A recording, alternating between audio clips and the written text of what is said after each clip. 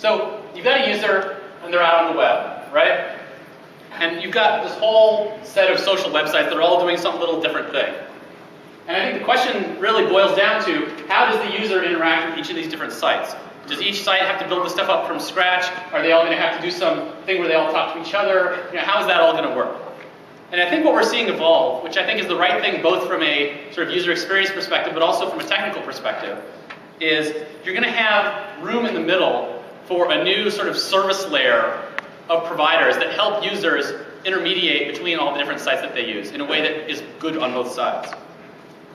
So you're going to have a class of identity providers, right? Which is saying, I'm going to choose one or more sites to say, you know what, I've already got an account with you, I've already got a password, I've already filled out data. When I go to some new site, the site's just going to say, oh, hey, do you already have an identity provider? Great, I'll take that, right? It's kind of like, oh, you already use Visa? Yeah, I'm not going to make you sign for a separate card, right? And that's something we're already seeing, right? Clearly, the reason Yahoo, or at least one of the reasons Yahoo likes being an OpenID provider is it says, oh, well, if I'm a Yahoo user and I can use that all over the web, that makes it more valuable for me to be a Yahoo user, right? That makes me more loyal and more engaged. And a lot of other sites are seeing the same thing. And it doesn't mean that small sites can't be OpenID providers too, right? So I think because they each have their own thing, if I go to a site and I say, hey, I can tell you that I'm part of this particular association or hobby group or whatever, that could be a useful thing, right? It's like having a specialty card, Banana Republic card or whatever it is, right? So I think you're going to see a whole bunch of different people be identity providers. And you can consume from lots of different identity providers. That's totally fine. But the point is, that'll be a standard layer that the next generation of sites will almost take for granted, as of course you're already going to have an identity provider and you can use it. You already see there's a bookmarking site that's very cool called Magnolia, and they now only accept OpenID logins. Because they're like, that's not core to us to manage accounts and worry about lost passwords. I mean, that's a big pain. And with Yahoo and all these others having OpenIDs, it's no longer unreasonable to expect that users will be able to do an OpenID. And they're obviously forward thinking there, but I think that's going to become more and more common. And then content aggregators is another category that, I think Plaxopulse was kind of a pioneer there, and you've seen friend feed since then, and now it seems like another one each week. And some people wonder, is this just a fad? And I think it's fundamentally not a fad, and it's actually a very important layer of this ecosystem, because in a world where, there's going to be so many different sites and a new one every week doing some little bit of content, it's just not going to be feasible to go around to every single website, and just check if there's anything new.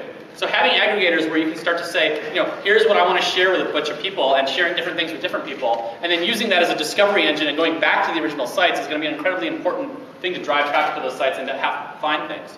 And I don't know about you, but some people I know, tweet, 10 times a day, and it's hard to keep up with them. And some of the people that I think are most useful on Twitter maybe do it, once a month. Right? And I can't be expected to go to a site every day and check if my friend, maybe today's that once a month day, right? That obviously doesn't scale. But if it just shows up on my aggregator, it's like, oh, cool, you check it out. All of a sudden, that actually makes that more powerful than someone who's doing it all the time.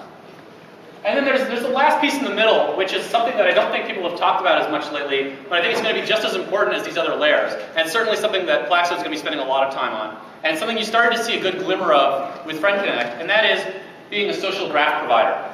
So that's that who you know layer, right? So the color scheme here is not an accident. This is who I am, who I know, and what's going on. And that's going to be the service layer of the social web. So social graph providers are going to be places that say, hey, I've already built up a rich information about who you know. I'm going to let you take that with you around the web so that when you go to a new site, you can say, hey, I've already got a bunch of friends here. Let me see who I know in this context, right?